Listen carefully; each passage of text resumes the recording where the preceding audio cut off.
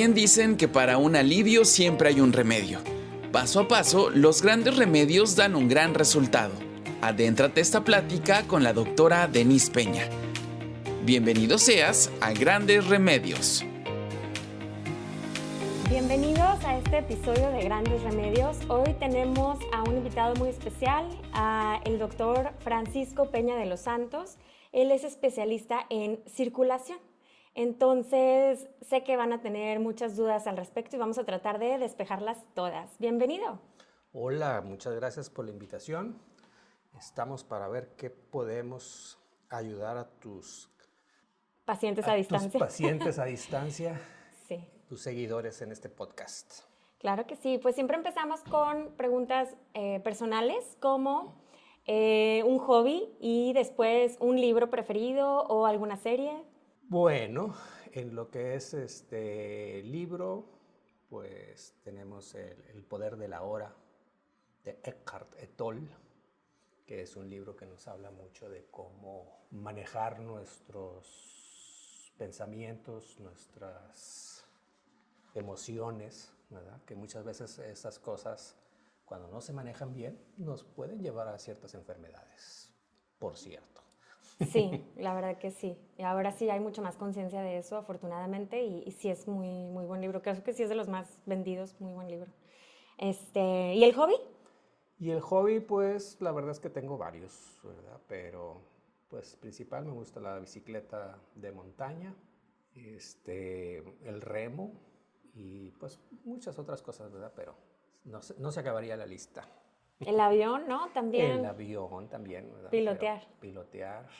Eso está muy padre. El parapente. Ay, no, eso no. Paracaidismo.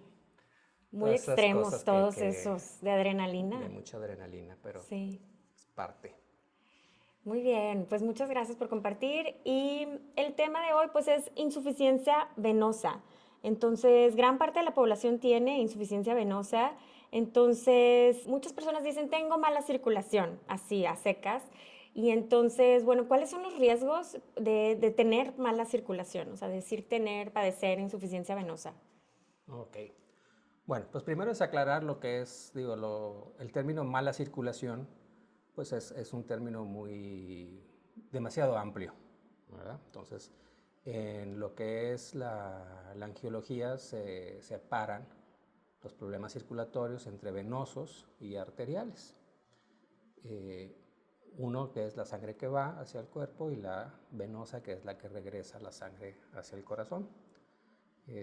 Hoy pues hablaremos de esa, de la insuficiencia en las venas. Y bueno, pues es un tema muy, muy complejo, ¿verdad? Y así como dices que un porcentaje muy alto de la población lo padece, dentro de esa misma población las mujeres aún más tienen un porcentaje más alto. Tiene que ver los embarazos, ¿no? También. Y eso tiene que ver mucho por los embarazos y también por problemas hormonales. Hay ciertas hormonas en la mujer que también nos propician a tener este tipo de problemas. Ok, muy bien. Y como factor de riesgo podríamos poner también el sobrepeso, ¿no? Y pues ya sabemos que en la población actualmente tenemos este problema de que vamos un poquito para arriba todos. Creo que se calcula que más o menos todos, o sea, si nosotros viviéramos hace 20 años, tuviéramos 20 libras menos. O sea, es lo que más o menos estamos cargando de más, ¿no? No es regla y no es obligación, pero es la tendencia. Sí, efectivamente, el sobrepeso es uno de los factores, así como los antecedentes de embarazo, el simplemente hecho de ser mujer, son factores que nos empeoran, pues principalmente los síntomas, ¿verdad?, que nos provoca la insuficiencia venosa. ¿Y qué síntomas veríamos más o menos? Pues dentro de los síntomas principales es la sensación de pesadez en las piernas. Y esa pesadez normalmente se siente por las tardes y en las noches. Esa pesadez puede ir acompañada de hormigueo, puede ir acompañada de cierta comezón, También el paciente ver una cierta resequedad dentro de la piel, ¿verdad? En los pies. Y principalmente es eso, ¿verdad? La pesadez, que puede llegar a ser un dolor bastante fuerte en algunas personas. De hecho, muchas personas se confunden un poco con neuropatía, que eso es otra cosa, pero se confunden mucho porque algunos síntomas se comparten, como lo de la piel un poquito más seca y estas sensaciones de hormigueos que también pueden ocurrir en esto, pero por eso es que sí deben de acudir a un médico para que les distinga también entre neuropatía o si realmente es esto de la insuficiencia venosa. Efectivamente, sí, ese es un diagnóstico diferencial que hacemos cuando se presentan estos síntomas, es el valorar si es una neuropatía o si es una insuficiencia venosa o, por desgracia, sean las dos cosas juntas, que sí suele pasar, ¿verdad? Que por desgracia las enfermedades no vienen de uno en uno, muchas veces se nos pueden ir juntando una o dos o hasta más por lo mismo, ¿verdad? Así es. ¿Y qué podemos hacer como para prevenir? A lo mejor si yo veo que mi mamá ya tiene y yo sé que tengo la predisposición porque veo que mi mamá sufre por eso, ¿qué puedo hacer para yo no llegar a eso? Efectivamente, sí es muy importante eso, el ver que si en tu familia existe este tipo de problemas, pues eso nos quiere decir que si tienes esa herencia, ese gen, ¿verdad? De la debilidad de la pared de la vena, que entonces es algo que nosotros proactivamente podemos tratar de no llegar al mal. Y pasa igual que con el azúcar, ¿verdad? Si tus papás o uno de tus papás es diabético, pues uno ya tiene que ponerse pues, las pilas, digamos, ¿verdad?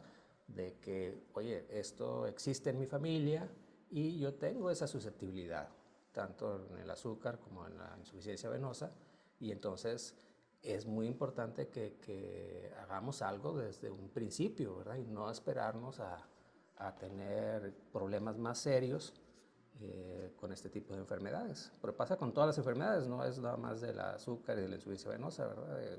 En todo lo que es hereditario es algo que nosotros tenemos que estar al pendiente y valorando continuamente. Muchas veces no les preguntamos a nuestros papás o los que tienen como familia más numerosa, a veces no saben qué tienen los hermanos, si están sanos o no. Entonces, en consulta me pasa muy frecuentemente que no saben de qué se enfermaron, de qué murieron incluso. Entonces, si pueden hacer esas preguntas e investigar sobre su familia, pues ellos son nuestro espejo. Entonces, investiguen, es algo bien importante. Efectivamente, saber los antecedentes familiares es una cosa sumamente importante, por repetirlo, ¿verdad?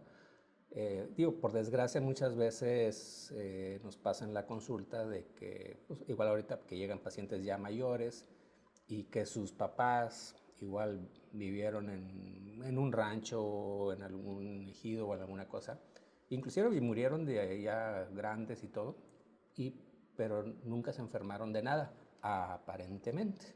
¿Verdad? Aparentemente, Aparentemente, exactamente. pero nunca lo sabemos, ¿verdad? Porque igual esas personas pues nunca tuvieron un chequeo, una evolución de sus cosas, y también llevaban una vida muy diferente. A eso me ha pasado como anécdota, ¿verdad? De pacientes que les pregunto, ¿y sus papás eran diabéticos? Y dicen, no eran diabéticos. Y usted sí, todos sus hermanos sí son. Sí, sí son. Y digo, ok. Bueno, ¿y su papá qué hacía? Dice, no, pues él trabajaba en el rancho. ¿Y qué hacía? No, pues se levantaba a las 5 de la mañana y se iba caminando para checar todas las postas del rancho, y después iba y le daba de comer a las vacas, y después se iba a dar de comer a las gallinas, y después se iba no sé cuánto, y que los borregos, y andaba así con 12 horas Un ejercicio caminando, pero un bruto. ejercicio tremendo, ¿verdad? Y comía lo que quería, sí, efectivamente. Pues esta es la cosa, ¿verdad? Él se gastaba sus 5,000, 7,000 calorías en el trabajo de campo, y le pregunto, ¿y usted qué hace? ¿Usted camina, va a algún lado? No, pues no. Ahí está la diferencia. A esa persona, aunque pudiera haber sido diabético, nunca se le manifestó por su forma ¿De vivir? de vivir. Y Tal ese es el cual. problema, que a veces no lo sabemos por eso. Totalmente, sí es cierto. Sí, nuestro estilo de vida pues no nos está ayudando nuestro ambiente, entonces vamos a tratar de hacer lo posible. Siempre les menciono lo de las guías, que si nos piden, o sea, un mínimo de 150 minutos a la semana, que no es mucho, o sea, si uno lo piensa, realmente si uno hace una hora, lunes, miércoles y viernes, es una gran inversión de su tiempo para su salud. Entonces, sí, hay que movernos más definitivamente. Y entonces, bueno, ya como último, o sea, ¿cómo trataríamos o cómo podríamos, si ya lo tenemos, ¿hay alguna forma de tratarlo? Sí, la insuficiencia venosa se va formando por etapas, ¿verdad? Entonces, en principio, en algunas personas sí tienen síntomas de la pesadez, el cansancio de las piernas de tipo vespertino, o sea, por las tardes, pero hay personas que no tienen síntomas y directamente les empiezan a aparecer las varices. Pueden ser desde arañas, arañitas, telangiectasias que llamamos también, y pequeñas varices que con el tiempo pueden ir volviéndose en varices más grandes y que esas varices pues ya se hagan un nudo de venas muy grandes. Pero fíjense que no tiene muchas veces la relación dentro de los síntomas y la cantidad de varices que tengamos. Puede estar una persona con unas varices tremendas que le parece que le están subiendo víboras por las piernas, y jamás les ha dolido la pierna. Entonces no hay relación entre la cantidad de venas que se tengan y los síntomas que se puedan llevar. Eso es, no hay una relación directa en eso. Ok, qué interesante. Y entonces también dentro de los problemas de la insuficiencia venosa se pueden ir agravando desde el aumento del tamaño de las venas, pero también se pueden empezar a tener, aunque no se tengan varices, se pueden empezar a tener cambios en la piel, que les llamamos cambios tróficos cutáneos. Esos cambios empiezan con pequeñas manchitas oscuras, color café, que esas manchitas con el tiempo se empiezan a ir juntando hasta que se hace una mancha más grande. Normalmente es en la zona de la parte interna del tobillo y es una zona que se empieza a resecar mucho. O sea, se empieza a ver que hay mucha piel muerta en esa zona. La piel muerta esa en sí, ¿qué es? O sea, es simplemente la misma producción de la piel que en esa zona se está acelerando. Es una aceleración del crecimiento, del nacimiento de las células de la piel hasta que mueren, que eso es un proceso normal en todos. Pero en esas zonas se acelera una cantidad muy fuerte por lo mismo, por esa presión que nos estaba ocasionando la insuficiencia de las venas. Entonces se está muriendo constantemente y entonces por eso se ve que hay mucha resequedad. No es que esté deshidratado ni nada, simplemente la piel se está muriendo. Y por eso cambia de color, porque como las células nacen y mueren muy rápido, la pigmentación normal que tiene la piel no se realiza de la forma adecuada. Entonces se empieza eso a cambiar y al final acaba siendo como una cicatriz, porque toda esa zona se empieza a endurecer, se pone dura y posteriormente se empieza a agrietar. Esas grietas que se pueden ir haciendo ahí son las que, si no se cuidan, pueden llegar a ser unas úlceras. Inclusive cuando es un problema muy serio, se pueden ser ampollas, donde sale el mismo líquido, y esa ampollita también se puede llegar a ser una úlcera. Ese ya es una situación de una insuficiencia venosa ya avanzada, que claro, lleva sus años en realizarse. Y lo ideal es checarse antes, ¿verdad? Cuando apenas estamos empezando a ver las manchitas o que si nos empezamos a ver algunas venitas, es cuando tenemos que revisarnos para poder hacer algo para que no nos empeore tanto el problema. Muchos de mis pacientes luego cuando ven así, o sea, como que si ya ven úlcera, como que quieren antibióticos. Y aquí es importante especificar bueno, el doctor jamás mencionó la palabra infección, o sea, realmente no es una infección como tal. Si se pudiera llegar después a infectar, eso pudiera ser también, pero al principio pues no tiene que estar infectado eso, entonces no siempre amerita antibiótico. Efectivamente, muchas úlceras no tienen exactamente infecciones, es un daño de la piel.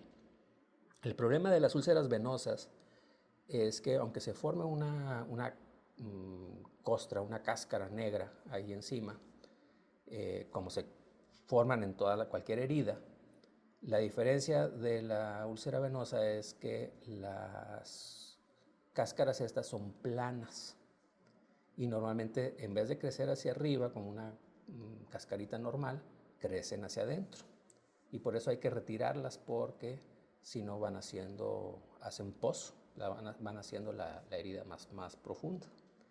Entonces, cuando las retiramos, si vemos que no hay secreción, que no hay mal olor, que el paciente no tiene fiebre, no hay enrojecimiento y demás, entonces no es necesario el antibiótico. Se hacen curaciones, se desinfecta desde luego, se limpia y se tapa. Pero la infección, desde luego que sí puede llegar a suceder, pero los signos de la infección pues son muy claros, ¿verdad? Entonces sí, ahí es cuando sí, igual hacemos un cultivo y hacemos la necesidad de ver si es factible usar antibiótico.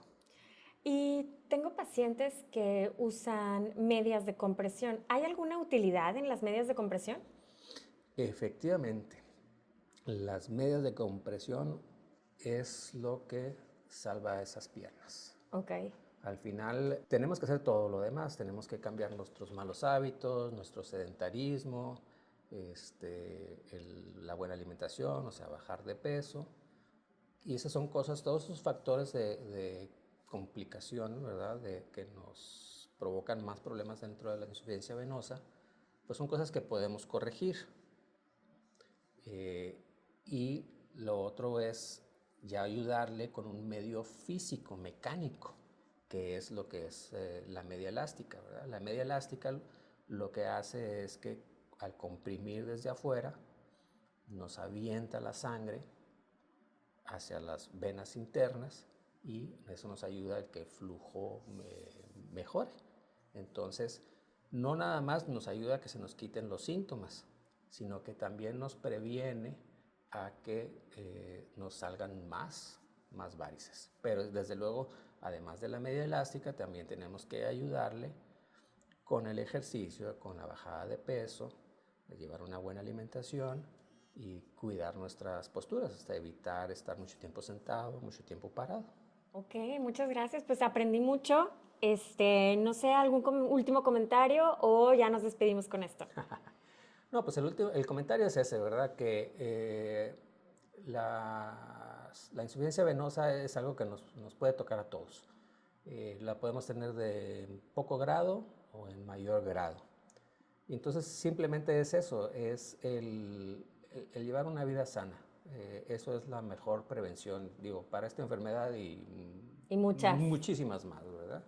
Es el mantener un buen peso, el mantener una vida con algo de ejercicio, como comentaba la doctora, y con eso pues prevenimos cualquiera de las complicaciones que nos pueda dar esta enfermedad y muchas más. Muy bien, muchísimas gracias. Después podríamos volver a hablar, pero ahora sí de otros temas también.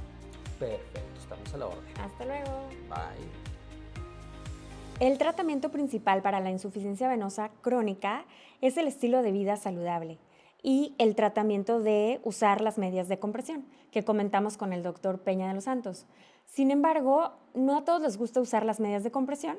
Uno se tiene que ir acostumbrando poco a poco, en especial en lugares con temperatura tan alta como la nuestra. También se ha investigado opciones de tabletas, opciones de medicamentos orales. Entonces, sí hay algunas opciones. Yo les diría que fueran con su médico.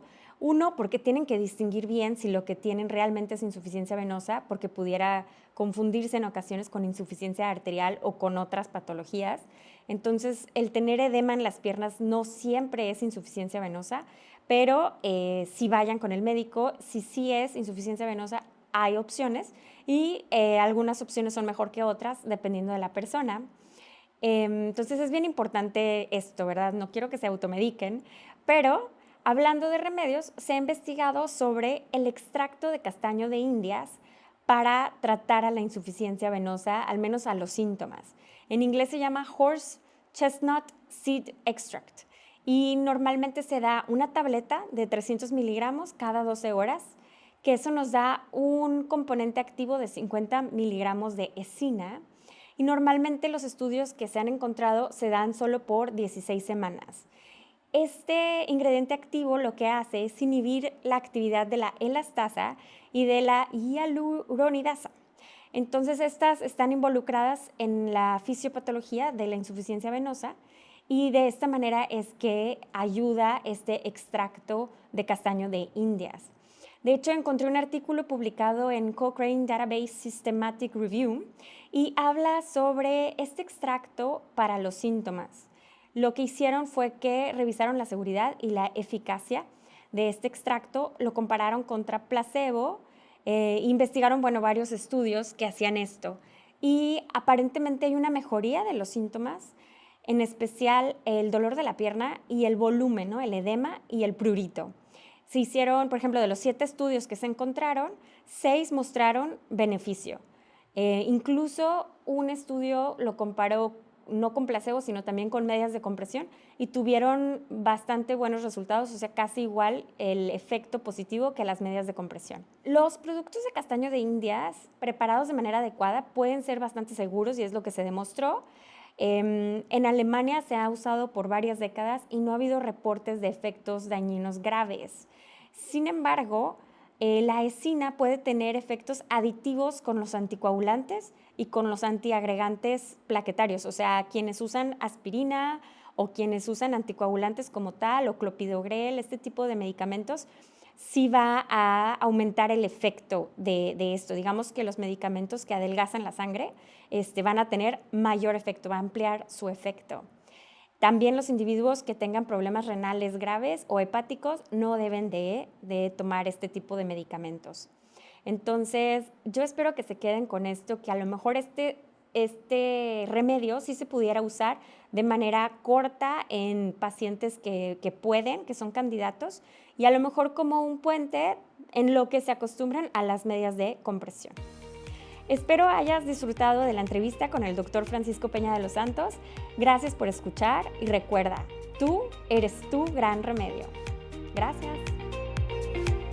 Acompaña a la doctora Denise Peña en el próximo episodio para seguir entendiendo y aprendiendo los grandes remedios.